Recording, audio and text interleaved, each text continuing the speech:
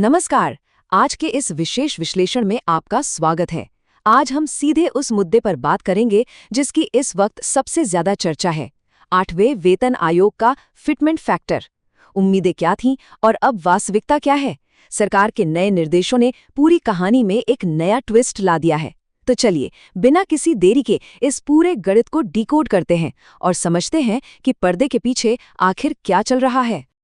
अब अगर मैं आपसे पूछूं कि पिछले कुछ समय से किस एक नंबर ने सबसे ज्यादा सुर्खियां बटोरी हैं, तो बिना सोचे आपका जवाब होगा 3.83। ये कोई साधारण आंकड़ा नहीं है, बल्कि कर्मचारियों की एक बहुत पुरानी और ऐतिहासिक मांग रही है।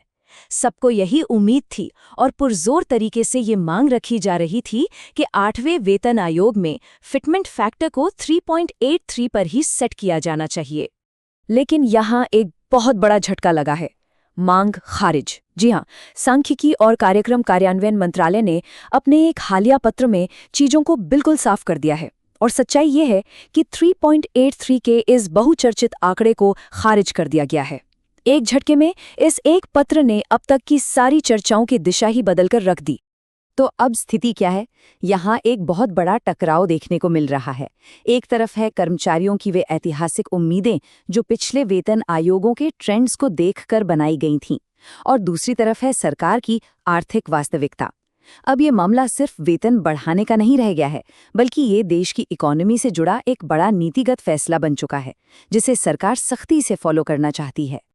आइए सबसे पहले समझते हैं वेतन निर्धारण के इन नए दिशा निर्देशों को। सरकार के पत्र में न्यूनतम वेतन निर्धारण को स्पष्ट करते हुए एक बहुत ही दिलचस्प बात लिखी गई है। मैं कोट करना चाहूंगी, अर्थशास्त्र और सामाजिक न्याय के बीच एक सावधान संतुलन। इसका सीधा सा मतलब है कि सरकार अब सिर्फ पुराने तरीकों से कैलकुलेशन नहीं करने वाली, वो इकोनॉमी की स्थिति और कर्मचारियों के सामाजिक न्याय दोनों को बैलेंस करना चाहती है। ये पूरी तरह से एक ऑब्जेक्टिव अप्रोच है। यानी बात सिर्फ कुछ आंकड़े जोड़कर वेतन तय करने की नहीं है। निर्देशों में स्पष्ट है कि सबसे कम वेतन पाने वाले कर्मचारियों की आय में होने वाला इजाफा देश की व्यापक आर्थिक स्थिति को रिफ्लेक्ट करना चाहिए। इसके लिए सरकार नेशनल इकोनॉमिक हेल्थ, खासकर प्रति व्यक्ति आय यानी पर कैपिटा इनकम और शुद्ध राष्ट्रीय उत्पादन पर सबसे ज्यादा फोकस कर रही है।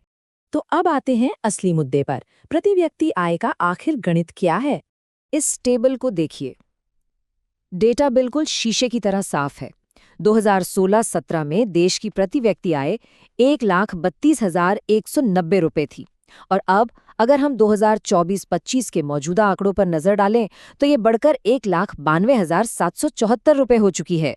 वेतन आयोगों के बीच के इन लगभग 10 सालों में इनकम में जो ये बड़ा उछाल आया है ना, सरकार का पूरा फोकस इसी छलांग पर केंद्रित है।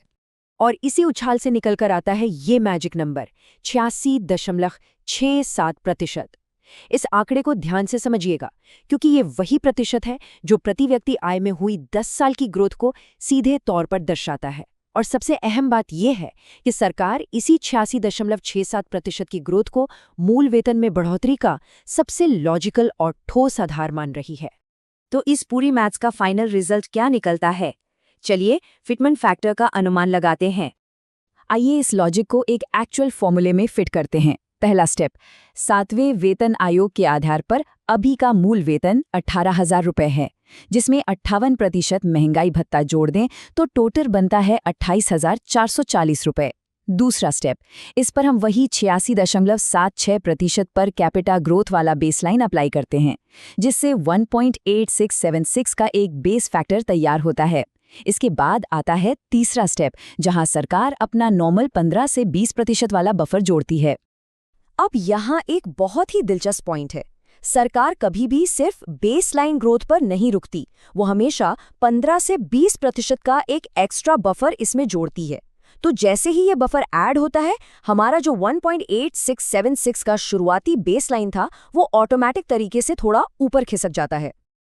और जब हम इन सारे ऑफिशियल गाइडलाइंस, प्रति व्यक्ति आय की ग्रोथ और गवर्नमेंट बफर को एक साथ मिलाते हैं, तो हमारे सामने आती है सबसे सटीक कैलकुलेशन, 1.98 से लेकर 2.08 तक का फिटमेंट फैक्टर। जी हाँ, अभी के हालात में 2.08 फिटमेंट फैक्टर की संभावना सबसे ज्यादा मजबूत नजर आ रही है। यही वो रेंज है जो सरकार के अपने बनाए रूल्स पर पूरी तरह से फिट बैठती है। तो इस पूरे डीप डाइव के बाद अंत में हमारे सामने एक बहुत ही विचारणीय सवाल खड़ा होता है। क्या 2.08 का ये संभावित फिटमेंट फैक्टर सच में अर्थशास्त्र और सामाजिक न्याय का वो सही संतुलन है जिसकी बात सरकार कर रही है? या फिर इन तमाम आर्थिक तर्कों के बावजूद 3.83 की उस पुरानी मांग का अभी भी कोई वजूद बाकी है? सोचिए ज़रूर। इस जटिल गणित को हमारे साथ समझने के लिए आपका बहुत बहुत शुक्रिया।